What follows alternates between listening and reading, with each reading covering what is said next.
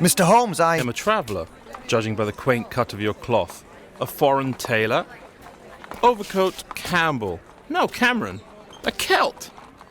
And? The openness of your hands conveys honesty, which you most certainly are, but... Yes? You have an edge. Actually, I'm here to help you. By executive order of Scotland Yard. This is not Scotland Yard documentation. A fake. I'm a policeman. Obviously not the plainclothes unit. Doctor, I'm... Everything that I would have expected. You are a curiosity. You may accompany me. I'm short a companion. I'm the companion. Oh yeah, that's right. What you just heard there was just merely a snippet of what they would call the Doctor Who Doc Journey audio play. This exciting new audio adventure series from AM Audio Media. This Wholock audio drama features not only Doctor Who, but also Sherlock Holmes in a spine-tingling, terrifying story. This is Mr. J from the Droids You Are Looking For Canada telling you that you need to listen to the Dark Journey. I am not a Doctor Who fan, and I love this show! You have to go check out these people.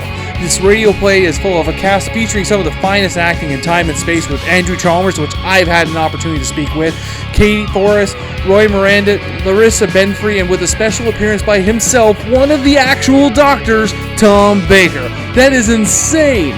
You gotta listen to find out what happens to Sherlock and his companion, the Doctor Who, on the dark journey through the 19th century England as they come face to face with Jack the Ripper. Jack the Ripper. Makes me want to listen to it already. Doesn't it make you want to listen to it? Of course you can. You want to listen to free episodes, cast and info, and more? Go to AM Audio Media online at amaudiomedia.com.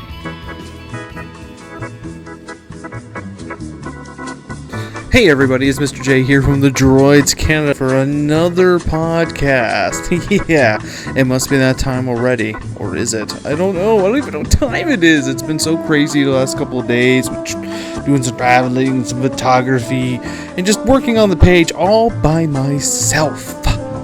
Crazy times, I tell you guys. But with that said, we're talking about this week of the new Deadpool quotation test footage that was done with Ryan Reynolds that's gone viral on the internet.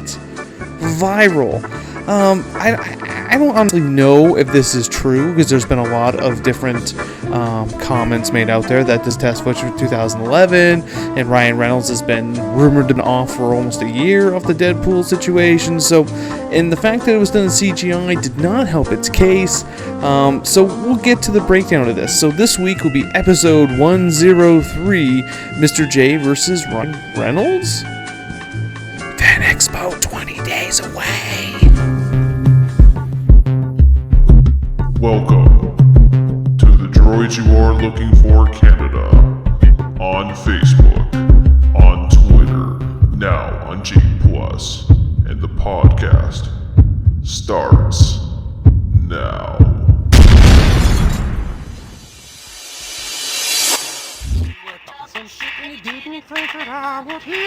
People hear you talking like that, get everybody fired up. It's my shit when I say I ate some bananas. B-A-N-A-N-A-S. Oh, hello there. I bet you're wondering why the red suit. Well, that's so bad guys can't see me bleed. Hey! Let's hope these guys are wearing their brown pants.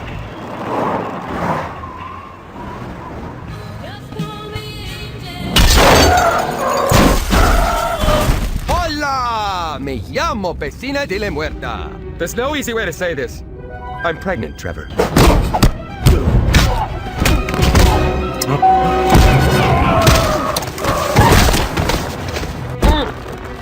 Rich Corinthian leather.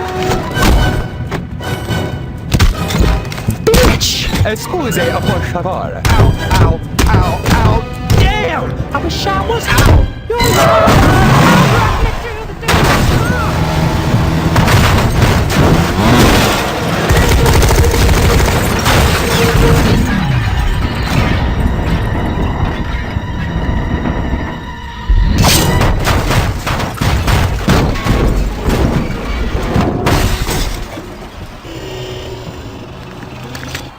Rhymes the disease. Meet the cure. Okay, not the cure, but more like a topical ointment that reduces swelling and itch. Hi, Tom! Oh, fuck me.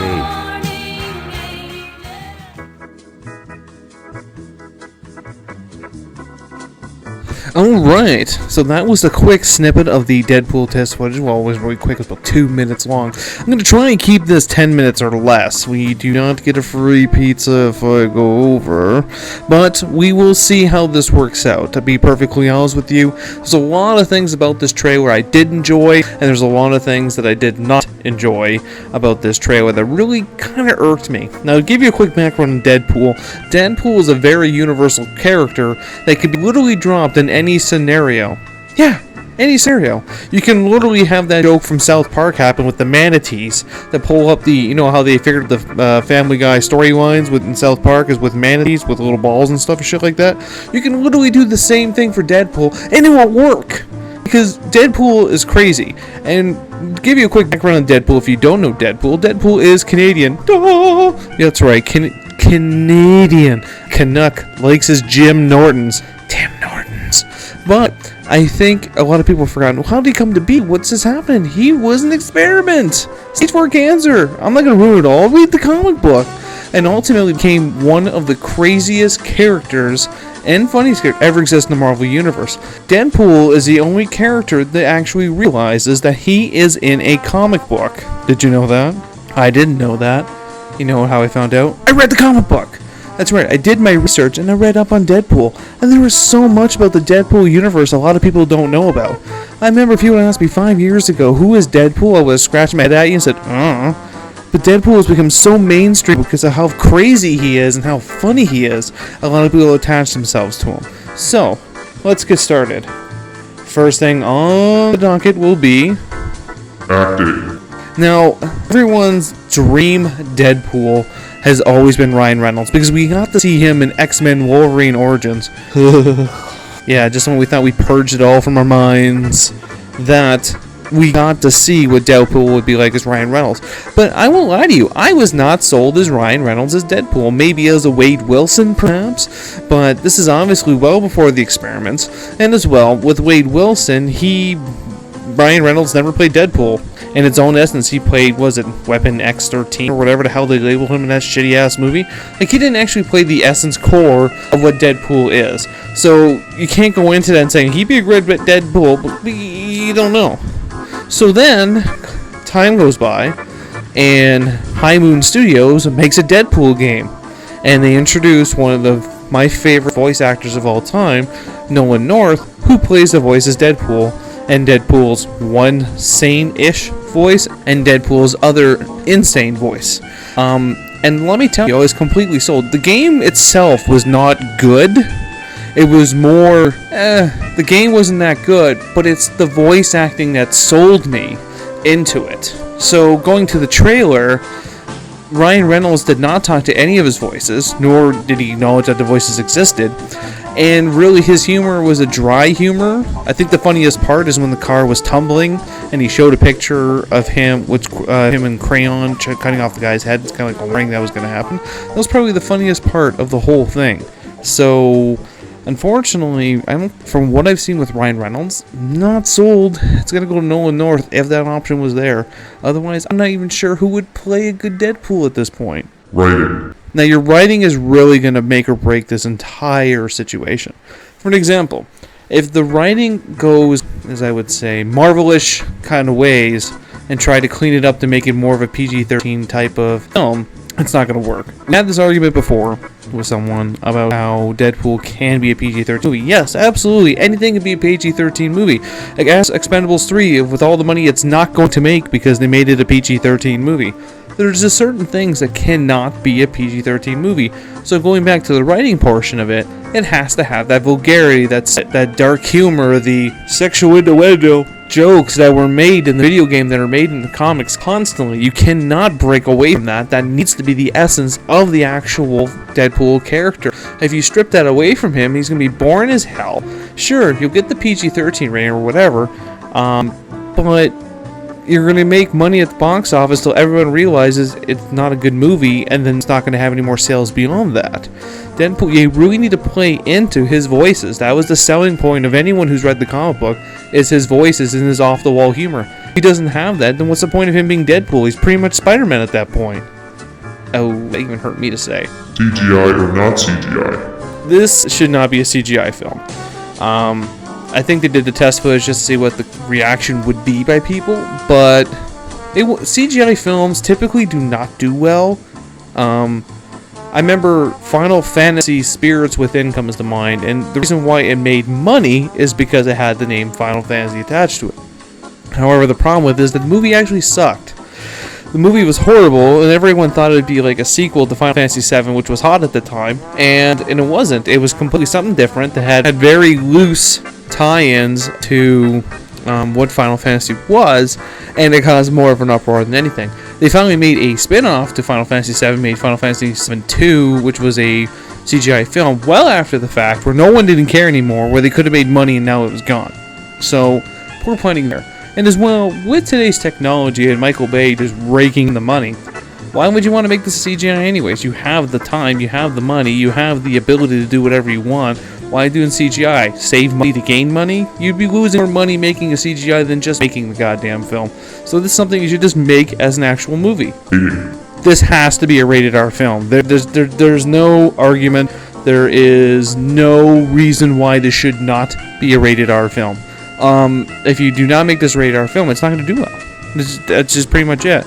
All the loyal Deadpool fans will go to the movies, whether it's rated R or not, and go see it, sure. But in the essence of the character Deadpool, you want to make sure it's a rated R character. Because you make a PG-13 movie, sure, you can bring your kids, but then you'll be spending the better half of the movie explaining to the character the jokes of the character to your kids about why is he making these type of jokes. And they're all sexual innuendos, but they're just right underneath, so that no one can complain and no one can say, oh, that's really bad for you to say. So it's going to be a rated R film. I'm sorry. Especially the intense amount of violence, gore, and the way how he kills people. It's got to be rated R. Final thought.